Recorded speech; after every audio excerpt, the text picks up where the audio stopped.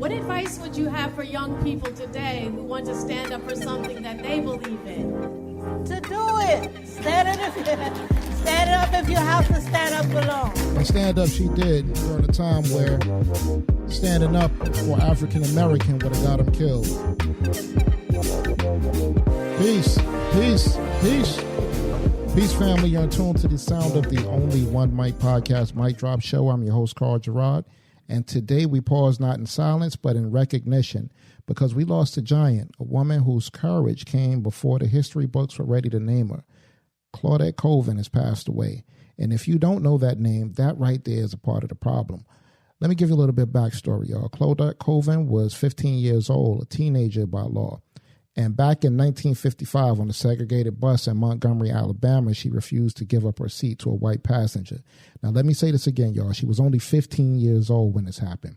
This was 9 months before Rosa Parks, before the cameras, before the headlines, and before the movement had a face America was comfortable with.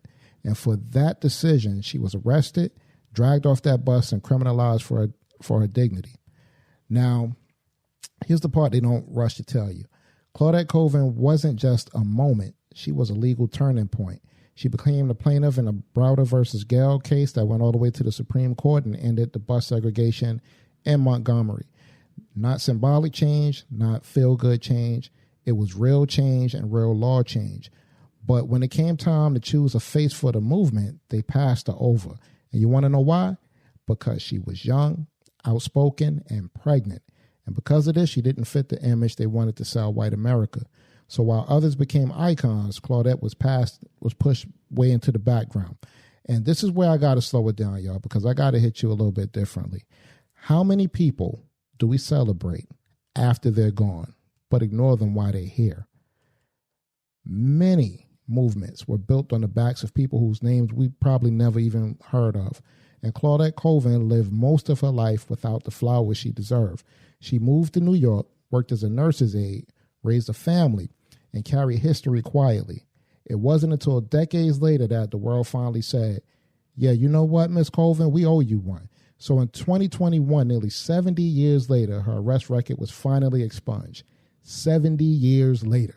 Now, that's not justice. That's just closure delay. But still, it mattered because it said what should have been said from day one. She was right. Claudette Colvin didn't wait for permission. She didn't wait for approval, and she didn't wait to be palatable.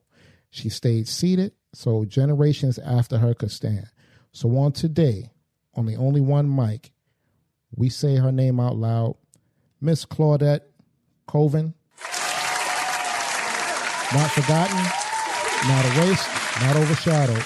So in recognition to a woman who proved that sometimes history starts with a teenager who simply says no, we say thank you once again. The Only One Mic podcast and Mic Drops are available on every platform you stream your podcasts on. Hit that subscribe button. Thank you for all the engagement and new subscribers. Rate the show, guys. Don't forget to check out our YouTube channel, and that will be for our past and current episodes so you can get a little bit caught up on what we do here. On Instagram and X, you can follow us at The Only One Mic P1. Facebook and LinkedIn, The Only One Mic Podcast, or you can email us at theonlyonemic00@gmail.com or call us at 302-367-7219. And your comments just may be played on the show, y'all. So again, as always, we appreciate you. I'm Carl Gerard with The Only One Mic Podcast and Mic Drops. Peace.